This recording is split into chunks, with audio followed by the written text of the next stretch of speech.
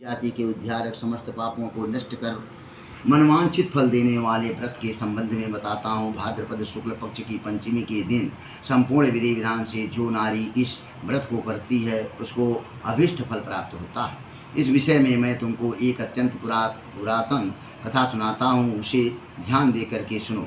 विदर्भ देश में एक अत्यंत सदाचारी धर्मध्वज उत्तक नाम का ब्राह्मण रहता था। उसकी स्त्री अत्यंत पतिव्रता सुशील एवं दानी स्वभाव की थी तथा उसका नाम भी सुशीला था।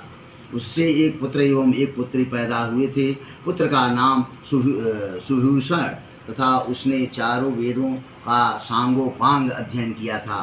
कन्या का समयानुसार अच्छे कुल में संबंध कर दिया था, किंतु दुर्भाग्य की वह कन्या विधवा हो गई। वह अपने सतत्व की रक्षार्थ अपने पिता के घर रहने लगी। वह सपरिवार गंगा तट पर कुटी बना करके ब्राह्मण बालकों को विद्या अध्ययन कराने लगे। एक दिवस माता पिता की सेवा करके कन्या शिलाखंड पर शयन कर गई। रात भर में उसके सारे शरीर में कीड़े पड़ गए।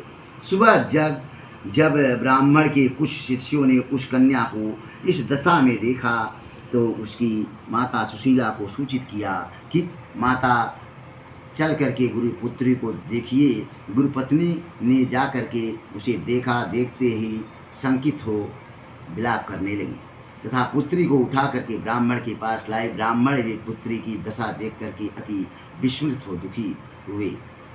तब ब्राह्मणी ने हाथ जोड़ करके कहा, महाराज, मेरी पुत्री के शरीर में कीड़े पड़ जाने का क्या कारण है?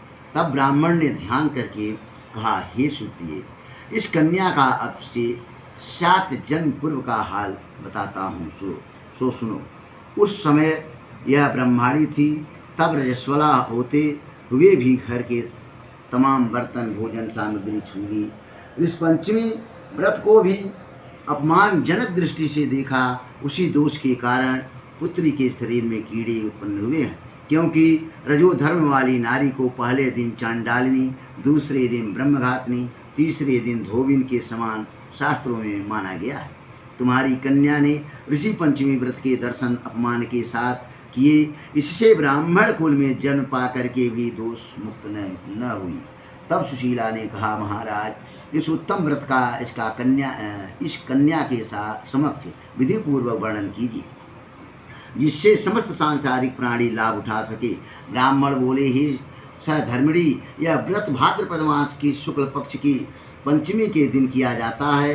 पंचमी के दिन किसी नदी अथवा जलाशय में स्नान करके व्रत को धारण करना करके सायंकाल के समय सप्तऋषियों का पूजन विधि विधान से करना चाहिए। भूमि को गौ के गोबर से लीप करके शुद्ध करना चाहिए। वहाँ अष्टदल कमल बना करके नीचे सप्तऋषियों की स्थापना कर प्रार्थना करें। महर्षि कश्यप, ये जो ऋषि हैं इतने हैं, देखिए जो ऋषि अब सप्तऋषि हैं, महर्षि हैं, कश्यप हैं, अत्रि हैं, भरद्वाज हैं, विश्वामित्र हैं, गौतम है, जमदग्नि हैं, वशिष्ठ हैं।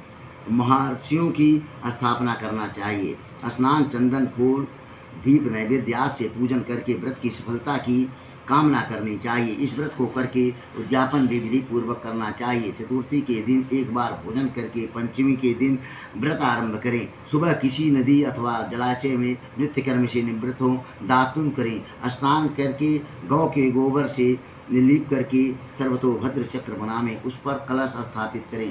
कलश के कंठ में